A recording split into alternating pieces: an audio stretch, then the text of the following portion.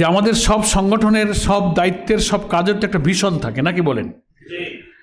হ্যাঁ, জনমতকে ইসলামের অনুকূলে নিয়ে আসা আর দেশ পরিচালনার জন্য যোগ্য লোক তৈরি করা, এই তো কাজ। এটার মধ্য দিয়ে আমরা আল্লাহ তাআলার দ্বীনের বিজয় দেখব এবং মহান মাবুদকে সন্তুষ্ট করব। আল্লাহ খুশি হবেন, আমাদের আল্লাহ পাক ক্ষমা করবেন, আল্লাহ তাআলা আমাদেরকে জান্নাতবাসী করবেন ইনশাআল্লাহ। তো এই ভীষণ হচ্ছে আমাদের সামনে। তো সেই জনমতকে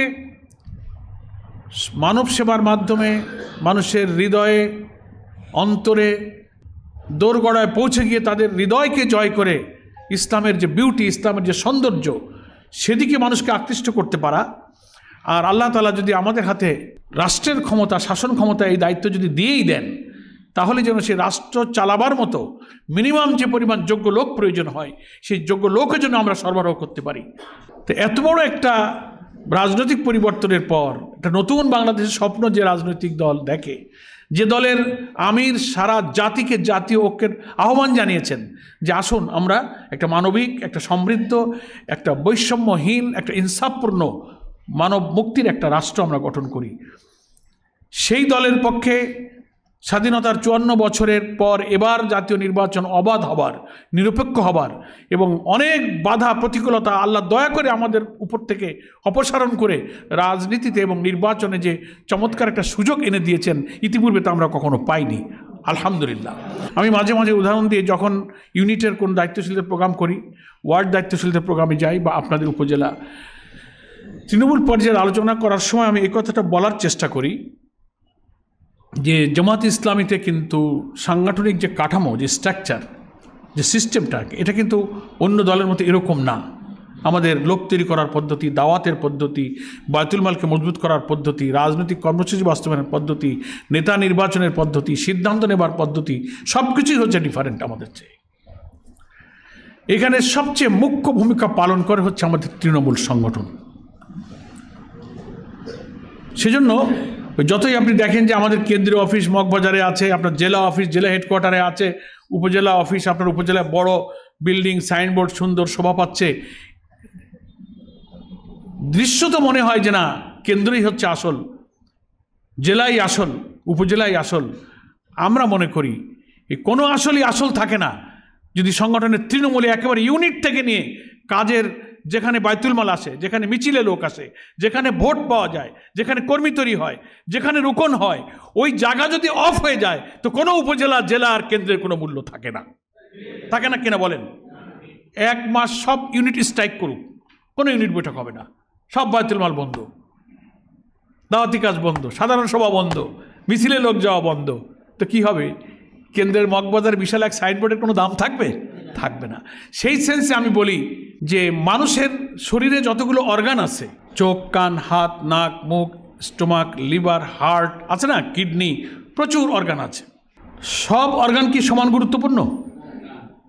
হ্যাঁ, পার ব্যথা হইলে একরকম, মাথার ব্যথা হইলে একরকম, ঘাড়ে ব্যথা হইলে একরকম, ডায়াবেটিস হইলে একরকম, কিন্তু হার্টের যদি রোগ হয় তাহলে মাথাটা ঠিক থাকে না, নাকি বলেন? বলে হার্ট ব্লক হয়ে গেছে, হার্টের বাল্ব নষ্ট হয়ে গেছে, ঠিক আছে না?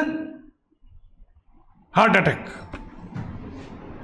হৃৎপিণ্ড, শ্বাস প্রশ্বাস নেওয়া, oxygen, carbon dioxide, blood circulation, শরীরের পা থেকে মাথা পর্যন্ত রক্ত সঞ্চালন করা, মানুষকে সুস্থ রাখার সবচেয়ে নিয়ামক অর্গান এবং যন্ত্রটা হচ্ছে হার্ট। তো একটা মানব দেহের অনেকগুলো অর্গানের মধ্যে হার্ট যেমন গুরুত্বপূর্ণ, আমাদের জামাত ইসলামের সাংগঠনিক কাঠামোকে যদি একটা দেহ মনে করি, অনেকগুলো অর্গান, জেলা একটা অর্গান, উপজেলা একটা অর্গান, কেন্দ্র একটা অর্গান, সুরা একটা অর্গান, ইউনিয়ন একটা অর্গান, যত অর্গান আমরা মনে করি তার মধ্যে সবচেয়ে গুরুত্বপূর্ণ অঙ্গ হচ্ছে আমার ইউনিট। কথা বুঝতে কিনা? ইউনিট হচ্ছে আমার সাপ্লাই সেন্টার, ইউনিট হচ্ছে আমার হৃৎপিণ্ড। এটাকে দেহের হার্টের সাথে আমরা যেমন তুলনা করে গুরুত্বপূর্ণ মনে করি, সংগঠনের হার্ট হচ্ছে কিন্তু ইউনিট।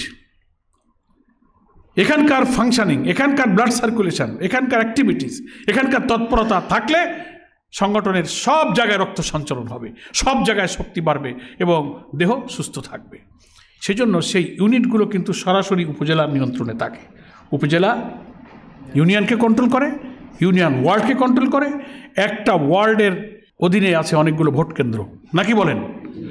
একটা ভোট কেন্দ্রের অধীনে আছে 3000, 4000, 5000 করে ভোটার। তাহলে আপনারা কোন জায়গার লিডারশিপে আছেন? আপনার নেতৃত্বে অনেকগুলো ইউনিয়ন আছে, একটা ইউনিয়নে 9টা করে ওয়ার্ড আছে, প্রশাসনিক ওয়ার্ড, নাকি বলেন? এই নেটওয়ার্কের মধ্য দিয়ে কিন্তু আপনি হার্টকে সুস্থ রাখেন। সেগুলোই আমাদের জামাত ইসলামীর গঠনতন্ত্র, সংগঠন পদ্ধতি, তরবিয়াত, প্রশিক্ষণ, এখানে সব কিছু কিন্তু পরিষ্কার করে বলে দেওয়া আছে যে কীভাবে আমাদের এই হার্টটা সুস্থ রাখতে হবে। তাই প্রিয় ভাইরা, আদর্শ উপজেলা বা থানা সংগঠন বলতে কি বোঝায়? আদর্শ কথাটার অর্থ হলো কি? মডেল, একটা স্ট্যান্ডার্ড, একটা মান। যে উপজেলা, যে থানা কাজের সব ক্যারেক্টারিস্টিক, সব বৈশিষ্ট্য, সমস্ত সূচকে, সমস্ত ইন্ডিকেটরে আদর্শ স্থানীয় হবে, অনুকরণীয় হবে, অন্যরা অনুসরণ করতে পারবে, সব দিক থেকে ভালো হবে, সেটাকেই বলি আমরা একটা আদর্শ উপজেলা বা থানা, বা মডেল উপজেলা বা থানা, বা উন্নত বা ভালো একটা উপজেলা বা থানার সংগঠন আমরা তাকে বলি। এটার জন্য সংগঠনের স্ট্রাকচারগুলো, সংগঠন তৃণমূল থেকে সংগঠন সুস্থ রাখতে গেলে যে সমস্ত বৈশিষ্ট্যগুলো থাকতে হয় তা থাকতে হবে।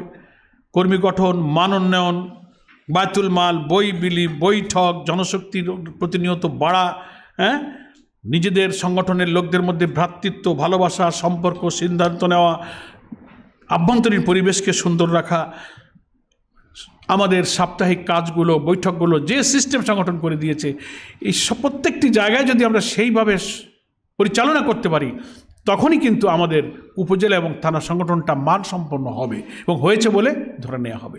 এবং এরকম একটি আদর্শ উপজেলা সংগঠনই তার অধীনের সমস্ত ইউনিয়ন, তার অধীনে সমস্ত ওয়ার্ড, তার অধীনে সমস্ত ভোট কেন্দ্রের প্রত্যেকটি সাংগঠনিক কাজ এবং নির্দেশনাকে 100% বাস্তবায়ন করতে ইনশাআল্লাহ সক্ষম হবে।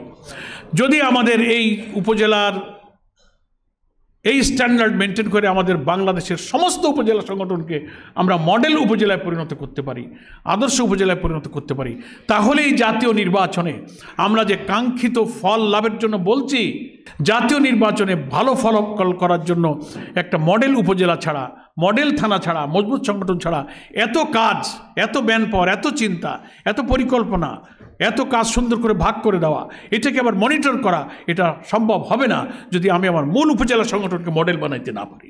শুধু সার্কুলার গেল আর আমি নিচে সার্কুলার ফটোকপি করে দিয়ে দিলাম, এতে কাজ হবে না। আমাকে মাঠে পুরা জনবল নিয়ে নামতে হবে।